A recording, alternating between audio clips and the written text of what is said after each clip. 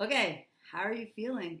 Maybe you are about 8 days into the program, the answer, and you're feeling like that happy ball. Maybe, maybe not. Maybe you're at the point where you're still feeling a bit of fatigue. Uh, you've got no mental clarity. You're looking for, the bloating to go away. Any of the signs and symptoms that might have brought you to this point, because understanding the smoothie is actually even to help you with things like migraines and headaches and leaky gut syndrome, fatigue and low energy and weight gain and better. There's so many reasons why we want to start to look at how do we cleanse, how do we clean out this system, our car. Remember I talked about we were going for an oil change. How do we clean out that system? And typically with these smoothies, they're actually in fact a bio available, which means that our body can begin to digest them in our mouth and bring them into our system with ease, therefore making our system not have to work as hard to break down the food. So we get the energy right away. It happens right in our mouth, actually, as soon as we salivate, for that smoothie, delicious smoothie. It actually goes right into our system when we use it as energy. So depending how you're feeling right now, maybe you came off of coffee, maybe no alcohol, maybe you haven't even started yet and you're looking to see where are we going with this. I want to prepare you in a sense for how to come off of the smoothie. So what we're going to do coming off of it. Also, if you're not pooping, so you should be going to the bathroom, really good elimination at least once a day. Okay, so I want to get into if that doesn't happen. There are two things you can be doing. Every single day, you could be having lemon in your water first thing in the morning on an empty stomach. Just make sure if you're doing that, you wash your mouth, like you rinse your mouth out after you have that lemon water, because it's really harmful, the lemon, to your teeth enamel. Okay, so anyways, starting your morning off, I have a hot, warm water with my lemon. I do boil the water myself, but I let it cool down a little bit. The other thing is to take Mag 7, which is like a magnesium supplement, which can also help with elimination. I typically take that before bed, and then I wake up in the morning, I'm having my lemon water, and hopefully I'm flushing. The other way is to add in a non-aggressive, very natural elimination. And so what you're going to do is you're going to take 8 ounces of water, clean water, doesn't have to be any special water, but you just want to take water, not really tap water, but, a purified water. And you're going to add salt. So you're going to add in ionized salt. Ionized salt. I said that so wrong. Ionized salt. Ionized salt means that the salt has like an iodine in it. It doesn't necessarily have to be pink like Himalayan salt.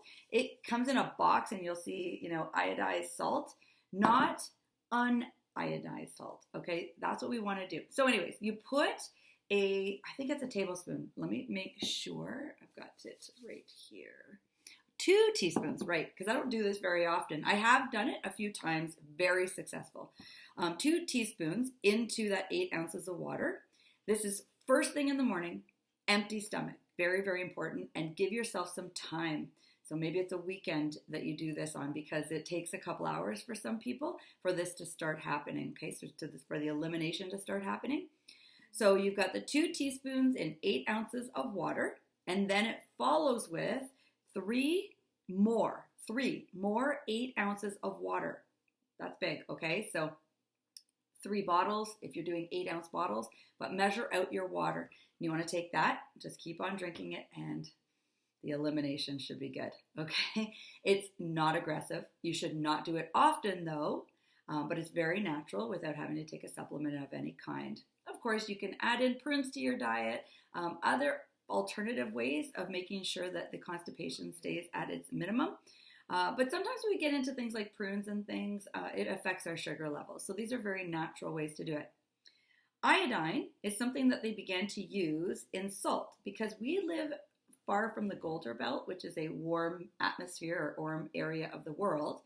And that salt is actually very good for us because it gave us iodine. Iodine controls your thyroid, okay? So your thyroid is a hormonal gland that we want to keep under control. And so they kept adding it to salt. But then all of a sudden, I don't know, in the 80s, the heart disease began to rise. People were starting to think it was associated to too much salt in the diet. So they took salt out of their diet, and then not enough North Americans were getting iodine into their bodies. So you would find some people putting a little iodine under their arms or, their wrists. Some people would say that that's how you could absorb it because your skin is the largest organism of the body for absorption. So anyways, we want that iodine. It's very good for us, and it's just really good for this type of cleanse. All right, so I just wanted to go over that. Then we have on the notes, or the handout. So again, if you go to parlorproject.com, you can download these handouts. And we've got the 5 methods of detoxing, other ways of relaxing. So if you're really stressing on this, which a lot of people do, because for some people, whenever you're changing something, like I said, we're taking something away, they see it as, oh my gosh, I'm being deprived. But we're not fasting. We're not eating, okay? You are eating. I've explained that. You're doing 2 smoothies a day plus a meal. So, and your snacks. So you're allowed to eat. It's just that they feel like it's so restrictive that they're a bit stressed. So there's great ways to detox or de-stress. And all of those are handouts and then the after the reset. So when you're coming off of this reset, you want to start to reintroduce food slowly. And today in our teaching, I am going to teach you how to prepare for our next week, which is our week 2, after we've come off of this reset with these smoothies, this 10 days of smoothies, and what we're going to start to replace. Remember, I love the word replace, okay, as opposed to, lose. We're losing something from our diet. So some people say, I want to lose weight. I'm like, oh my gosh, no, we don't want to lose weight. We want to release weight. We want to replace words with positive messages, okay? Positive. Power of language. It is huge, okay? We are in the process of changing our health, getting healthier, releasing body weight, releasing bloating, releasing that fatigue. Maybe we're in the process of getting stronger and healthier, okay? Language, it is big. For some, I just want to go over, if you are suffering from diabetes of any kind, whether it's type 2 or type 1, understanding that type 1 that you are born with, type 2 is the adult onset of diabetes, which they've now labeled or identified as type 2 because children were getting it, not just adults. So it's become a bit of a epidemic that's not very good. We've got a lot of kids ingesting a lot of sugar, and not just the sugar, okay? The sugar I'm going to get into in week 3, but it's also our lifestyle is creating that cortisol to spike up, which is pouring insulin into our body, which is a spike in cortisol, and it comes right down to even them playing on their PlayStations and games, that win, lose, and I will so get into that and what's happening and why that is so bad for us, okay? And I mean bad. I don't love saying, you're a bad person because you do it, but it's a bad thing for our body that we'll talk about with sugars. But for now, if you're suffering in any way from diabetes, some have said, wow, I think there might be too many fruits that I'm not allowed. You can substitute. So there's low sugar foods. Those are things like apples, grapefruits, lemons, limes, cherries, strawberries, cranberries, raspberries, goji berries, blueberries. So if you don't want to put a pineapple or banana or something like that into the smoothies that I have pre-written for you of those ingredients, you can substitute. And those are very low on the glycemic index of how much sugar is in that fruit. So let me repeat that. Apples, grapefruit, lemon, lime, cherries, strawberries, cranberries, raspberries, goji berries, blueberries. That's 10 substitutions, okay? Now moderate, so if you want to, mix in low and then go moderate, but it's not high in sugar content, the moderate is peaches, oranges, pears, pomegranates, and plums. 5. Now we have 15, okay? Peaches, oranges, pears, pomegranates, plums. That's easy. So you can substitute those fruits for these alternatives. Just so you know, higher's would be like a higher glycemic index would be something like an apricot, mango, kiwis, melons, papaya, pineapple, banana, dates, figs, raisins, and grapes. So prunes would fall in there. So I mentioned prunes earlier. Maybe that's not something that you can actually handle. So that's not something you would add. Okay, so I want to be clear that I am not trying to prescribe anything for you. Medically, you should always talk to your doctor. So if you already know this about yourself, then reduce or lower the sugar content in what you're adding. Okay, rotating those greens, I talked about already. We want to make sure the alkaloid content of it doesn't start to build up in our body. So then we have to eliminate that. So you do want to rotate those greens. Some people will say to me, but Lee, I don't love the collards, but I really love the spinach, so I'm attracted to the spinach.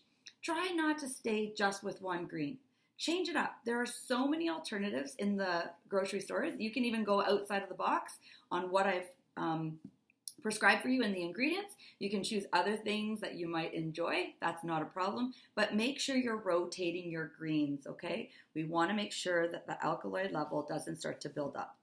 Then with our normal diet, we would be chewing. So with my smoothie, I will take a mouthful, I will swish it around in my mouth, and I will somewhat almost, it's like I'm eating it because I want to slow down, okay? I have something I want to talk to you about. It's called a raisin meditation. So if everybody could just close their eyes, if you're home alone, close your eyes. And what I want you to visualize is a raisin. But before it's a raisin, it's a grape. Okay, so just visualize, was it a green grape? Was it a red grape or purple? What color is the grape? And then I want you to imagine that grape is left out in that brilliant sun, and that sun is beating down on the grape, and the grape is starting to ripen, and it is shriveling, and it's starting to dry, and it becomes a raisin. And that raisin's going to be delicious. But we're only going to choose one raisin. So we pick up that one raisin, and I want you to imagine you're just kind of looking at the raisin and rolling the raisin in your pointer finger and your thumb. And you feel the raisin between those two fingers. And then you smell the raisin. Okay, you smell the raisin. It smells sweet. You're feeling the raisin. You're looking at the raisin. What does it look like? So tiny. It's full of goodness, it's full of vitamins, it's from Mother Nature, it's been grown, it's been taken care of as a grape. You're just loving the raisin. Okay, so now you're going to eat the raisin. But you're going to put that raisin in your mouth first. And I want you to move that raisin around in your mouth, and I want you to feel the texture of it now in your mouth. Feel the sweetness. Some even say salty sometimes. So you're moving it around in your mouth. And as you move it around, you begin to salivate. And you start to chew. And I want you to chew like 20 chews. I mean 20 times you've got to chew that raisin. And so you're chewing away, trying to move it around, trying not to swallow the raisin, just chewing the raisin. And then eventually, yes, you can go ahead and digest the raisin, enjoy, and open your eyes. I call that my raisin meditation. Why? So if we were to even just slow down, this is a lesson, if we were to even slow down and eat our food as if we were eating that one grape that turned to a raisin, each and every time, every bite.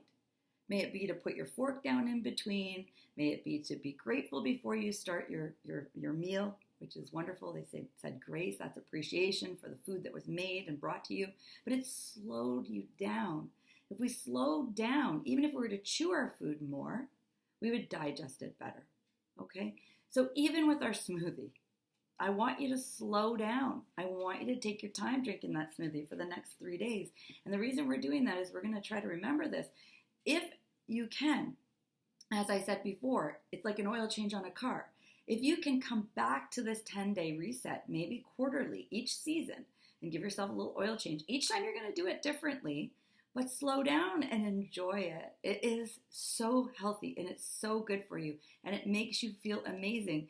You will begin to truly feel the benefits of that. So many people, to be quite honest, they lose that fight of repairing or releasing whatever it is, bloating, or may it be extra, body fat. They lose the battle changing their diet because they haven't prepared the body before they start to change what it is they're putting into it. So the digestion is actually poorer because it's getting stuck, it's getting bound up. Okay, so this step of making sure that you understand that process of ingesting these smoothies is very important. But the next big step is teaching number 2. We are going to learn what I actually teach in my program, The Answer. So you know, there is a little book that goes with the answer. So we're going to be going through, in my opinion, just my opinion, one of the biggest culprits in what happens to us when we actually don't release, like take away something from our diet and replace it. And that's wheat. Okay, so you're like, okay, what do you mean wheat? So wheat, what about wheat? What is it about wheat that we want to change? And what it is about wheat we want to change is learning how to have a whole grain wheat. Whole grain, okay? I'll explain what that is in just a second, but to understand the why is very, very important. So there was a time when we would eat white breads, white grains, white flours, whatever it was a white flour base, okay? And for a while, it worked. It worked for many, many years, but that's because a lot of our food didn't have the GMOs and it didn't have a lot of the pesticides and so on and so forth. So it really was a whole food. It was a white whole flour. But things began to have to be modified and they started introducing whole wheat bread. And whole wheat bread was truly whole wheat bread around the 80s, the 90s. However, and it took a long time, let me say, it took a long time to get people to transition from white bread to what they considered brown bread or whole wheat bread, really hard. So they finally did. They finally got 80% of the population was starting to understand that their health was very important and that they should have brown whole wheat bread. Okay. But like any business, the business world said we need to make more off this brown bread, these wheats, these grains that we're providing. And they took a grain. Okay, so just imagine a grain, one grain. And they decided that they would find a way to take that one grain and make it into a few other sources or food sources or sales sources or ways to sell that grain, okay? And so basically they modified it, okay? They modified or compromised the grain we were eating. So I want you to imagine, though this is big, this is one little grain, okay? One grain of wheat, that's it. So they took the first layer, and that layer is the bran, and it's about 14% of that 100% whole grain.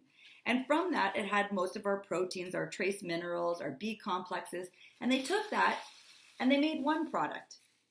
Don't know what they made out of it. Maybe they made glue out of it. Maybe they put it into dog food. Whatever they did with it, they took it off, they stripped that grain, and they made something out of it. So that one grain, maybe it made $1 million.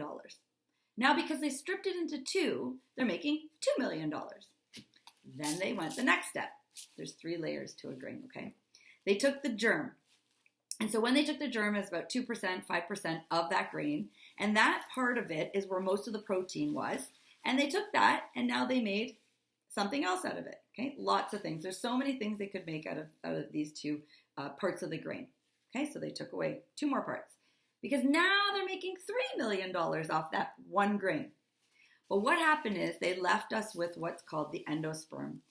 And the endosperm is where most of the gluten is in the grain. So it's about 80% of the grain is the gluten. Well, that gluten is a sticky mass, and we need the bran, and we need the endosperm. We need the full whole grain in order for our body to digest, bring it through, and eliminate it properly. Otherwise, it's compromised. So our digestive system is compromised. And what happened to a lot of people is many people will start to think they're gluten intolerant. They have to have a gluten-free diet. Some people do actually have celiac, which is fine, right? So understand that there's a way to be diagnosed, and there are health concerns associated to some diets. And even what I'm teaching will not work for everyone. But for most people, it's because they're not getting the whole grain, okay? So because they're not getting the whole grain, that sticky mess is getting stuck in their stomach lining. So when you have good foods, so good greens, vegetables, fruits, anything else, it can't penetrate the stomach. And when it does get in there, it's stuck in there, and it creates this leaky gas syndrome, which gives us stomach cramping and discomfort, indigestion, lots and lots of the reasons why we started the program in the first place. Headaches, migraines, all of that fun stuff, and not making them feel well. How did they get away with it, though? Well, the government says that in order to call something whole wheat on a label, it only needs 25% of that grain in order to call it 100% whole wheat. So you're going to pick up a label, and that label is going to say 100% whole wheat, but it's not, okay? It's really not, because it only needed 25% of the grain in order to call it that. So what do we want to do? We've been somewhat fooled. What do we want to do? I just want to pull out something here. So what we want to do is we want to start to have whole grains. And whole grains, you just begin to read the label. So you flip over the bag and you read the label, and it will say 100% whole wheat. Germ, okay? So it's got all of it in it. So this one in particular, organic sprouted whole wheat, organic wheat flour, water, organic multi-grain blend, sunflower seeds, organic whole oats, whole rye, whole everything, okay? They have not compromised this. And this is just one of the products that I eat. So it's a grain, it's a sprouted multi-grain. And some people think, well, if I get a multi-grain bread, it's really good for me and I'm getting everything. No, it's just bits and pieces of the grain again. So it's been compromised. Having things like rice, if you love rice, you want to get into the jasmine rices. You want to get into those whole ancient grain rices. And those are very important because, again, they are not compromised. They are things that we are going to digest. So something like this 100% whole wheat, I'm sorry, I'm showing dumpsters, and it's not a bad thing. It's still a good thing. It's still healthier than having the white to some degree if it's got some of the whole grain in it, although some of the brown breads were just dyed bread, so it's white flour that's been dyed brown. Not very good for you. But in the end, making sure that you have ancient grains is very, very important. So I'm going to go over some of the sources that you could have.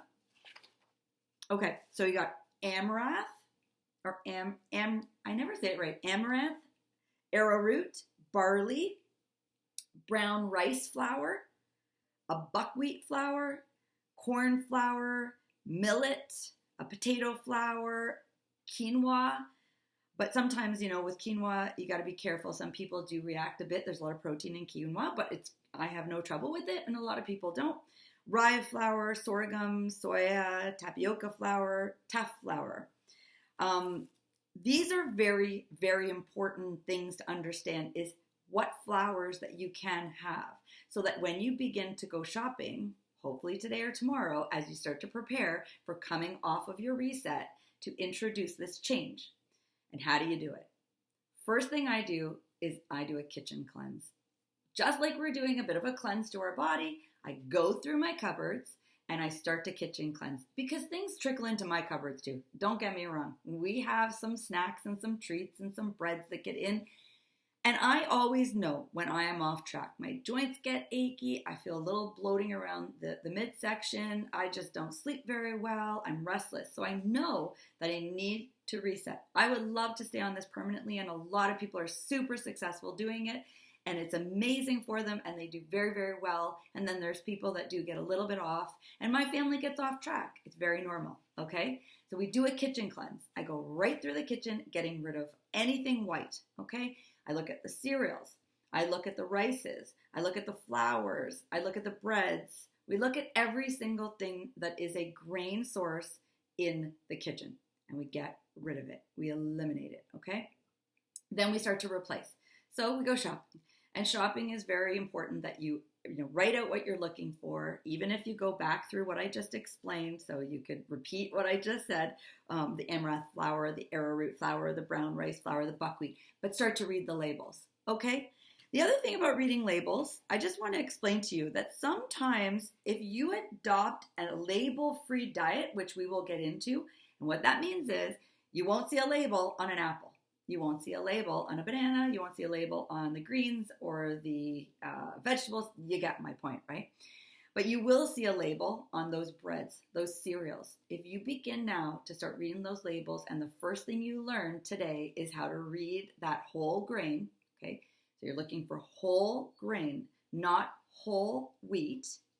You're going to be good, okay? That'll get you through week number 1. Keep the water up. It's very, very important. We're going to begin to read labels not only for the purpose of what we're doing with the grains, but let's say you're having snacks. So there's something like made good bars. I don't know if you've heard of them, but sometimes it says, free from nuts and safe for school. So the front of the label is great. And organic nutrients are from natural vegetables, non-GMO, fat-free, brown rice, agave, sugar. But look very closely. At the bottom of the label is where they will itemize, a vegetable source. But the top of the label is actually where the agave nectar is and the brown rice syrup. And so understanding that label. So if you see the front of it going, okay, Lee said I need to replace those wheats. Is this a good snack because it's got a grain in it? And they're trying to sell you on the front of it. Read the label. And look, where does that vegetable come in? Where does that whole grain come in? Is it at the bottom of the label? Well, if it is, it's a trace nutrient of what is going into that ingredient. Okay, understand that there's probably more sugar, that agave nectar, brown rice syrup, there's more sugar in it than anything that's good for you. Okay? We're going to have a successful week. You want to do this for 7 days. So you've got 3 days coming off. Depends when you've watched this. So you did 7 days and then watch this on day 8. So you've got these 3 days for your 10-day reset on those smoothies. And then right now even, start to begin to shop. Start to change over your kitchen. Get ready to change that wheat, because that wheat, honest to goodness, can help you release the most bloating. For some, it shows up on the scale. You might go down about 5 pounds. You might even go down 5 pounds on the scale with the smoothie, so you're at maybe a 10-pound release at this point. For some, more. For some, none. I've done this and no change on the scale, but my muscles, I start to see my muscles a little bit leaner. I'm moving a little better. I'm definitely sleeping better. My stress is lowered because I feel like I'm back in control. And that's one of the reasons the answer was created. Like I said, lots of my clients had control of their workouts, control of where their environment, their friends, their relationship, whatnot, but they couldn't control the foods, and I've given you the control. I mean, you've got all the recipes, and now I'm telling you how to change that one ingredient today. So we're going to change that right away. Get on track with your wheat, and you're going to feel amazing. So 7 days from now, you should be watching week 3. I'll see you then.